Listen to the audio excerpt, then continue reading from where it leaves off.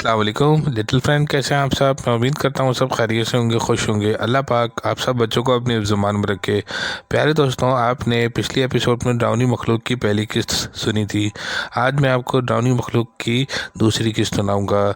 इसका मतलब इस मखलूक को रोशनी पसंद नहीं है। जिस तरह गाँव में परवरिश पाने वाले जानवर शहर में कुर्बानी के लिए लाए जाते हैं, रात में रोशनी देखकर मालिक के हाथ से रस्सी छुड़ाकर इधर उधर भागना शुरू कर देते हैं। वो रोशनी की आदी नहीं होते, इसलिए ऐसा करते हैं।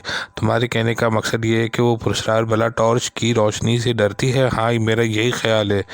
इसीलिए वो गांव में रात के वक्त मवेशी उठाकर ले जाती है, और वरना दिन में भी आ सकती थी। दिन में वो कहीं छुप जाती होगी और रात में खुराक की तलाश में निकलती होगी।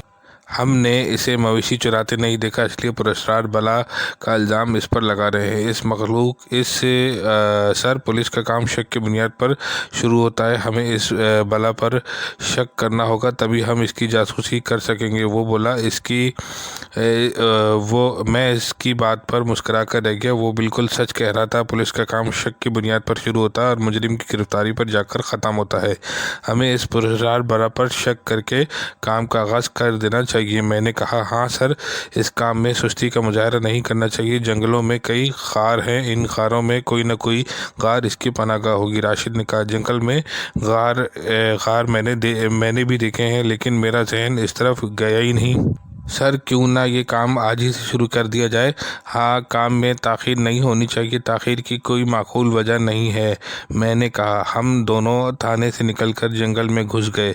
अपनी हिफाजत के लिए असला साथ लेकर आए थे। एक गार में घुसने पर पुरस्कार बला के आसार नज़र न आए। अलबत्ता गार के अंदर बदबू बहुत थी। इसका मतलब था कि जानवर रात में या सख्त धूप से बचने को गार में घुस जाते हैं। हम दोनों ने मुंह पर रुमाल रख लिए थे और आगे बढ़ते चले गए। गार के अंदर अंधेरा था। ऐसे में टॉर्च की रोशनी से गार के अंदर का माहौल आसानी से देखा जा सकता था। गार के आखिरी सिरे पर हमें कई खरगोश इधर उधर भागते हुए नजर आए। वो हमें देखकर गार के अंदर ज़मीन में बनाए हुए बिलों में घुस गए। यहाँ इन खरगोशों का बसेरा है, जब भी इन कारों में बहुत ज़्यादा बदबू है। मैंने कहा, सर ये जानवर देखने में तो बहुत खूबसूरत है, लेकिन इनको पालना बहुत ही मुश्किल होता है। लेकिन इनके पेशाब वगैरह की बदबू भी बहुत तेज़ होती है, इसलिए शहरों में इनको पाला नहीं जा सकता। राशिद ने कहा।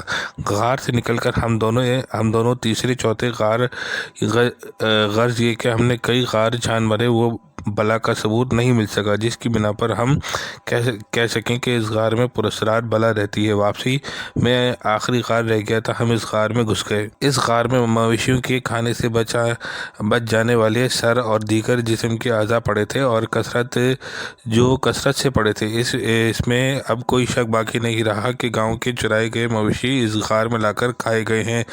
देख लें सर, शक करने का कुछ तो फ़ायदा हुआ। राशिद ने कहा, हाँ भाई, तुम ठीक कह रहे हो। इसका मतलब है कि वो पुरस्कार बला इसी गार में रहती है। हमें संभल कर आगे आगे कदम फूंक के रखना होगा।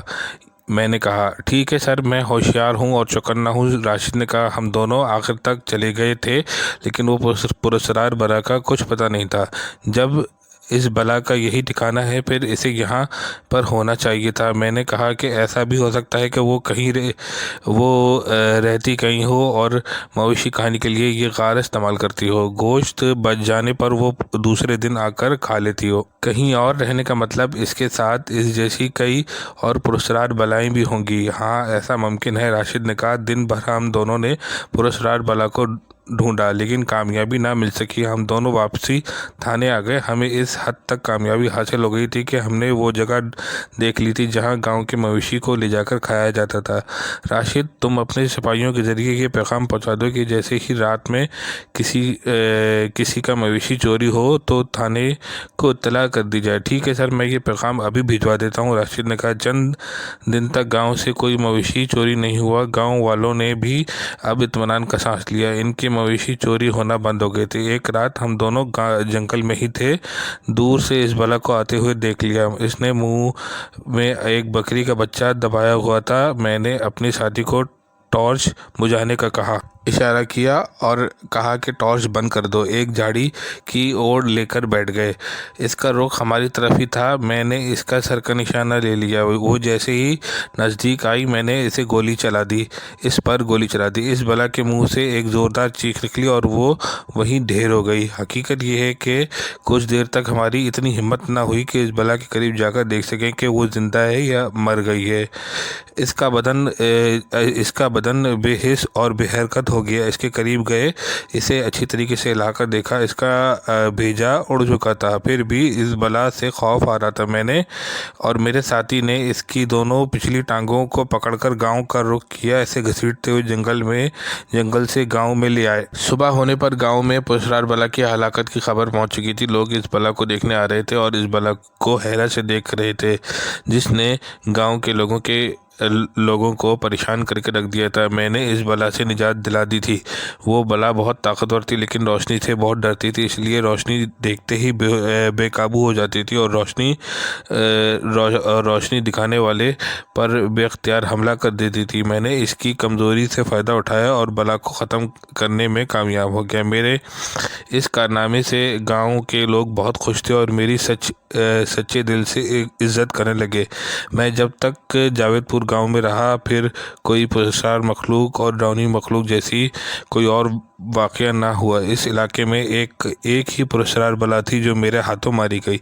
प्यारे बच्चों, ये थी डरावनी मखलूक की आखिरी किस्त। अगर आपको मेरी कहानी अच्छी लगे तो कमेंट्स में अपनी राय का इजहार करें। मैं हूँ मोहम्मद मुसलीन सरोवर और आप सुन रहे हैं अनोखी कहानी के चैनल। अस्सलाम वालेकुम।